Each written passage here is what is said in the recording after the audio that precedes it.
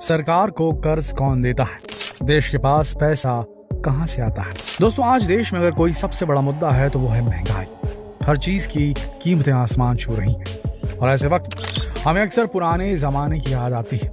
कुछ देर के लिए ही सही हम अपने मन को पुराने जमाने की कीमतें याद करके बहला लेते हैं और सोचते हैं कि वो भी क्या दिन थे जब 1 रुपए में समोसा मिल जाता था, 2 रुपए में बढ़िया चॉकलेट आ जाती थी, 20-25 रुपए में 1 लीटर पेट्रोल भरवा लिया करते थे और 250 रुपए में गैस सिलेंडर मिल जाया करता था। लेकिन आज महंगाई इतनी ज्यादा बढ़ गई है कि हर चीज की कीमतों में जबरदस्त उछाल आ गया है। तो अब सवाल उठता है कि महंगाई बढ़ने की वजह क्या है, ऐसा क्यों हुआ?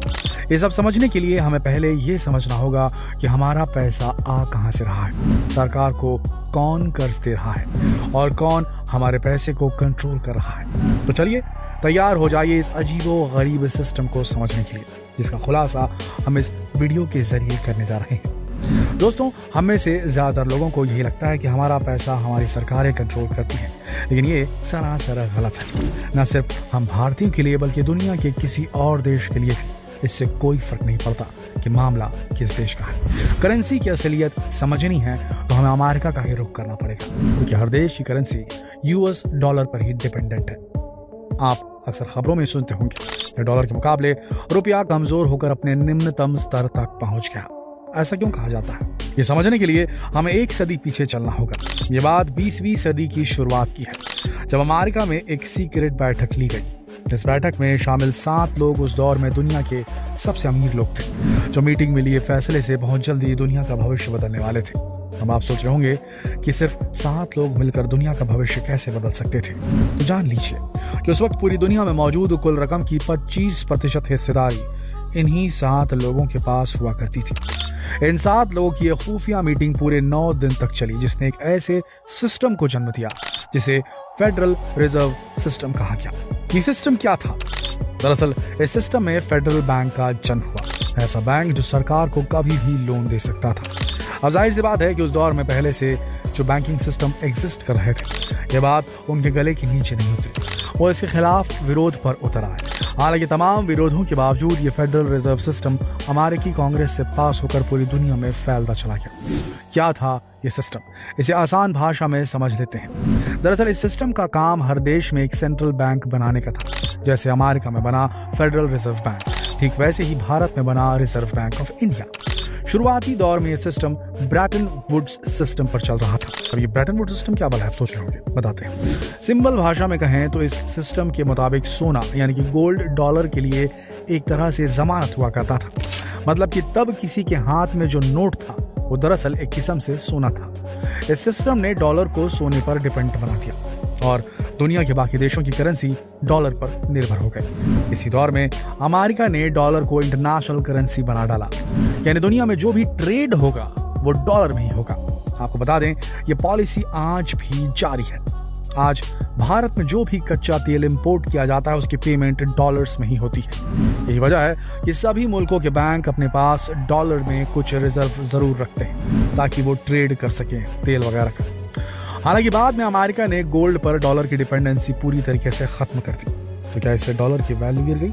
नहीं, ऐसा नहीं हुआ, क्योंकि ये अमेरिकी सरकार का एक तरह से कमिटमेंट था कि अगर किसी के पास डॉलर है तो इसका कुछ मोल जरूर है। कितना मोल है इसका कुछ पता नहीं, बस अमेरिका की सरकार का वादा था कि डॉलर का मोल है, यानी हमारे पैसे पर सीधा अमेरिका का कंट्रोल हो गया। अब अगले सवाल की तरफ बढ़ते हैं कि आखिर पैसा कहां से आता है। बहुत लोग सोचते होंगे कि हर देश अपनी करेंसी खुद छापती है, तो क्यों ना जब जरूरत हो जितनी मर्जी हो नोट छाप लिए जाए, इतना कि कहीं गरीबी रहेगी ना।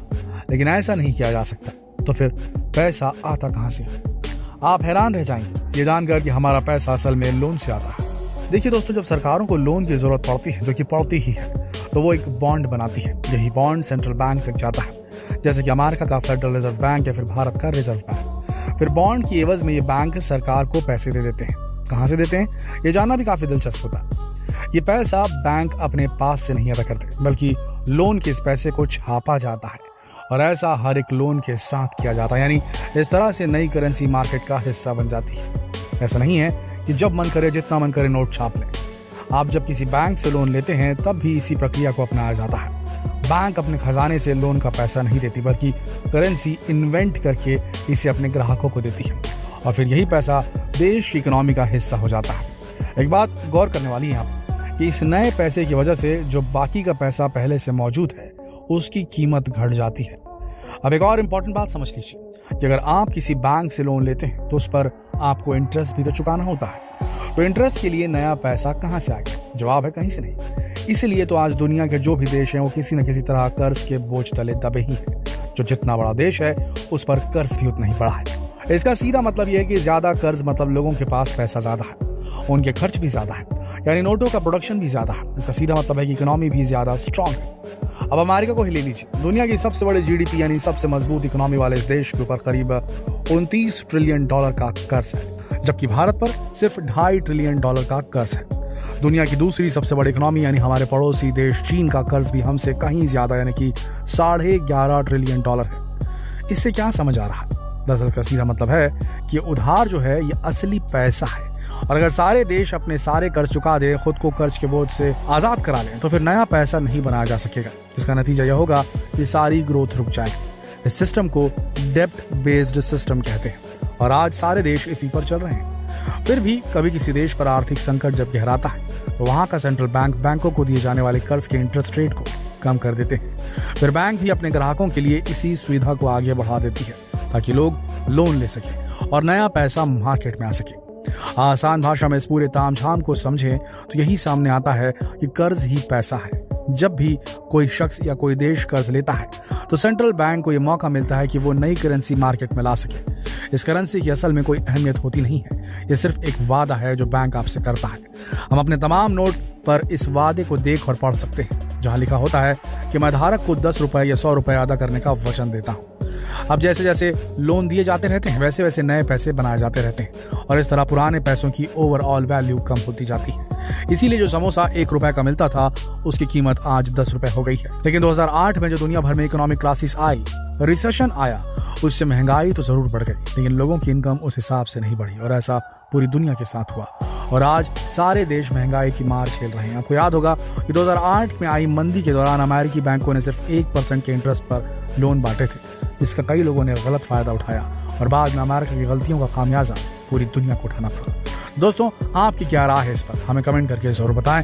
साथ ही इस बहुत ही इन्फॉर्मेटिव वीडियो को शेयर करें फेसबुक पर, व्हाट्सएप पर, यूट्यूब पर। कल फिर मिलेंगे एक और दिलचस्प इंटरेस्टिंग जानकारी के साथ। तब तक के लिए आप सबका इस वीडियो के अंत तक बने रहने के लिए दिल से धन्यवाद।